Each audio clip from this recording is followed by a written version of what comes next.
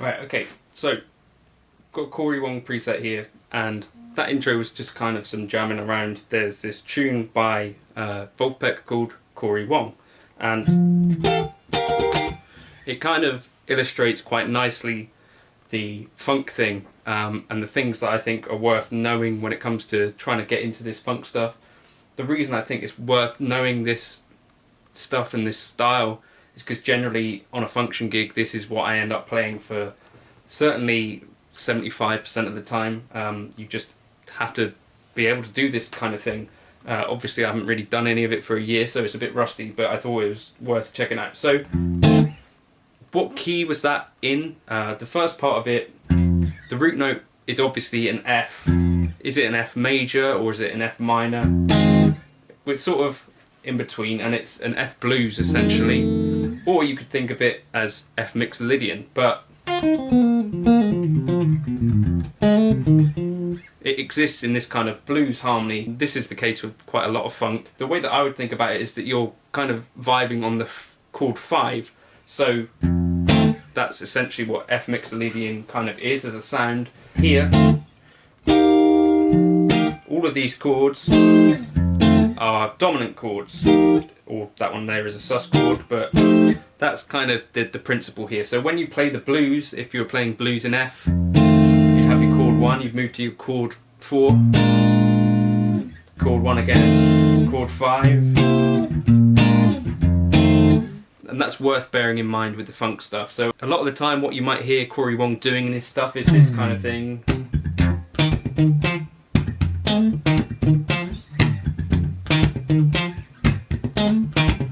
Chord 4.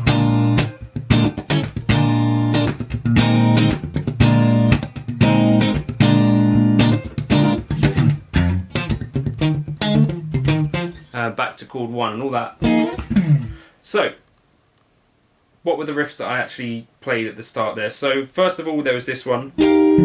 So, because it's chord 5, if you imagine harmonising the major scale and stuff, you'd have a triad on the chord 4, chord 5, and they'd both be major, right? So the easiest way to explain this is that F mixolydian is as if you're stuck on chord 5 of the scale, and so chord 4 also relates to it. So F, in this case, we can also play an E flat triad underneath it, and that fits. So that's what this chord essentially is. And then also, because it's chord 4, you could have a sharp 11 in there.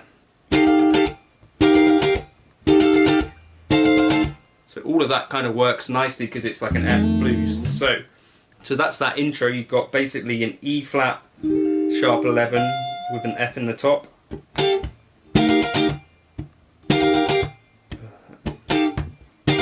And then an F7 with the 7 in the bass.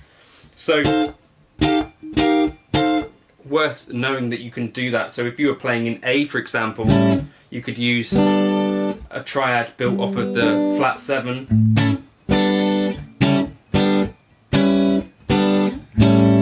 and that would sound pretty decent. Similarly, if you're in D, you could do that. Another thing that Cory Wong does quite a bit of, and it's kind of Prince does this kind of stuff as well, is these chords that got quite a lot of space in them. So you're playing like an F, you're playing an E flat and a C,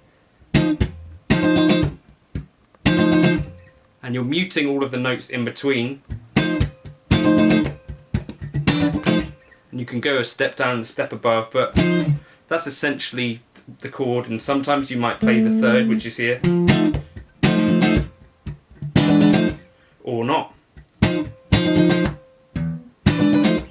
And then sometimes you might play the whole kind of grip, which would include the third, and then also the 9. So that's an important chord shape to know, I guess. Again, it's just a dominant kind of shape that you can play on a chord 5. Other things you might want to know, these things. So chords that are made up of the 3rd and the 7th. So you've got the 3rd there and you've got the 7th there of an F.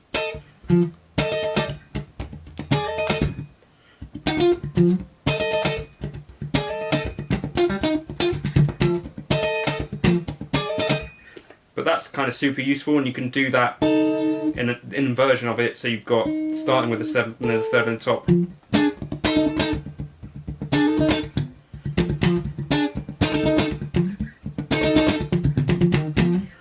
Useful to know, I think. Other bits and pieces, I guess, sort of, you can imagine playing something like a tune like Kiss by Prince, and these voicings like this are super useful. So again, that's the 3rd and the 7th, so you've got the 3rd here, and the 7th.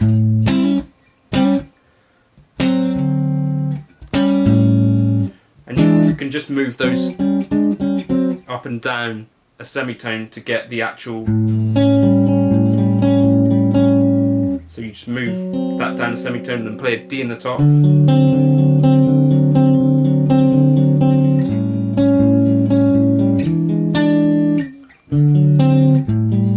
So I think that's worth knowing. So a few things that I think are worth checking out. Obviously a real key component of Cory Wong's playing is that he's playing kind of 16th notes with the right hand, and there's sometimes a constant thing.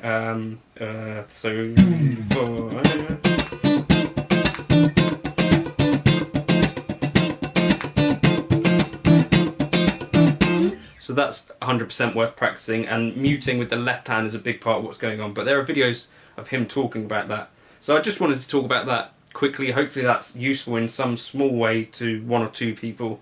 That's kind of the key to funk, in my opinion, is that kind of blues harmony where you're treating the chord 1 as if it's kind of a dominant, which puts it in that blues space, and I think that's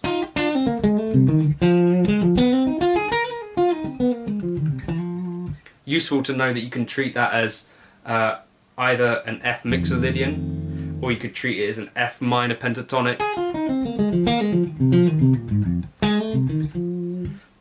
But you got kind of options there. So hopefully that was vaguely interesting. If you want the backing track and the chords that I've put together for that little intro, they'll be up on my Patreon, but I wouldn't join until the end of the month actually, or at the start of the next month, because you get charged twice. So we're quite close to April now, so just wait till April if you were thinking of joining.